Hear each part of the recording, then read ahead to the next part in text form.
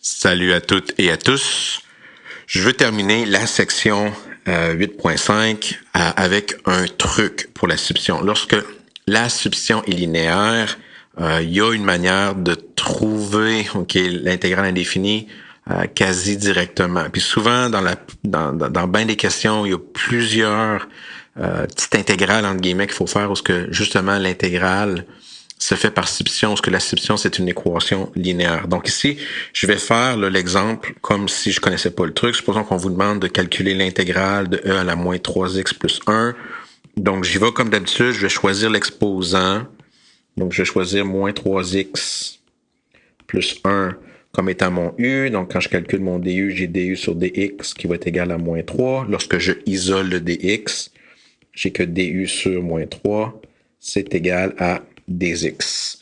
Donc, dans ma substitution, je sais que l'exposant va devenir u, le moins 3x plus 1, et je sais que mon dx va devenir du sur moins 3. Donc, mon intégrale va se transformer en intégrale de e à la u, du sur moins 3, qui est bien sûr simplement moins 1 tiers. Mais c'est plus juste pour illustrer, je vais l'écrire comme ça, là. Donc, 1 sur moins 3 fois l'intégrale de e à la u du, puis l'intégrale de e à la u, c'est juste e à la u. Donc, j'ai 1 sur moins 3, e à la u plus c, où ce que u, bien sûr, c'est moins 3x plus 1. Puis, je vais envoyer le moins 3 en bas, donc genre e à la moins 3x plus 1 divisé par moins 3 plus c. Donc, ici, qu'est-ce que je remarque? C'est que mon intégrale au dénominateur, j'ai simplement divisé par la pente. Puis ça, c'est un truc. Donc, ici, quand je vois que je sais que la dérivée, excusez, que l'intégrale de e à la x, c'est e à la x plus c. Quand j'ai e à la fonction linéaire, mais je peux simplement dire que c'est e à la fonction linéaire divisé par sa pente. Puis ça marche juste pour les substitutions linéaires. Si vous voyez e à la x au carré, puis vous dites que c'est e à la x au carré divisé par 2x, ça marchera pas. Okay? Donc ça, c'est vraiment un théorème. Supposons que grand f, c'est une primitive de petit f. Alors, grand f d'une fonction linéaire divisé par m va être une primitive de petit f d'une fonction linéaire. La preuve se fait directement. Si vous dérivez f de mx plus b divisé par m, le divisé par m, vous pouvez le mettre devant en 1 sur m. La dérivée de grand f de mx plus b, c'est une dérivée en chaîne parce que j'ai f de quelque chose. Okay, donc, la dérivée de f de quelque chose, ben c'est grand f, c'est donc grand f prime de ce quelque chose-là qui n'a pas été changé, fois la dérivée de ce quelque chose-là. La dérivée de mx plus b, bien sûr, c'est m. Puis la dérivée de grand f, c'est petit f. Donc, le 1 sur m puis le m se cancelle, puis j'ai mon petit f. Donc, tout ça pour dire, c'est la remarque là, qui va saisir ça, là. Tout ça pour dire que si tu as intégré petit f de mx plus b, puis tu sais comment intégrer petit f, puis que la substitution à l'intérieur, c'est une fonction linéaire, mais tu vas juste réécrire ton grand f, puis tu divises par m, plus c, bien sûr, puis tu as ton intégrale directement. Donc, ça, c'est vraiment un truc. C'est pour vous que c'est trop d'informations, puis vous avez le goût de refaire cette intégrale-là au long par substitution à chaque fois. C'est bien correct. Mais les prochains exemples, je vais vraiment le faire en utilisant le truc.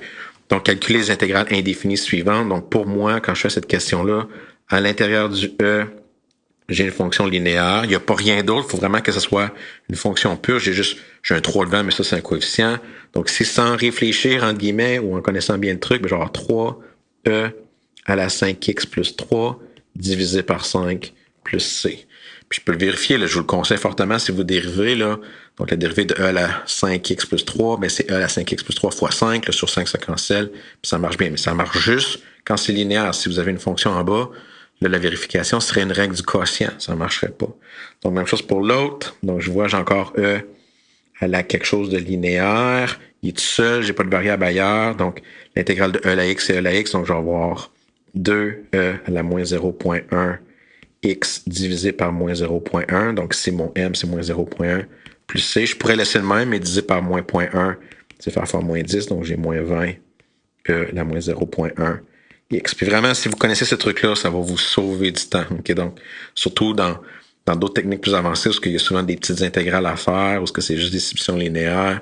Si vous êtes capable de les sortir rapidement, ça va vraiment aider. Même chose pour le dernier ici. J'ai en bas au dénominateur une fonction linéaire. C'est comme si j'avais 1 sur x, sauf que là, j'ai 1 sur une fonction linéaire, Donc, le 5, il fait juste VG là, il ne fait pas grand-chose. Donc, je vais avoir 5 fois le ln, valeur absolue par contre, 2x moins 1, divisé par 2. Donc, le divisé par 2 qui est la pente, là, plus c.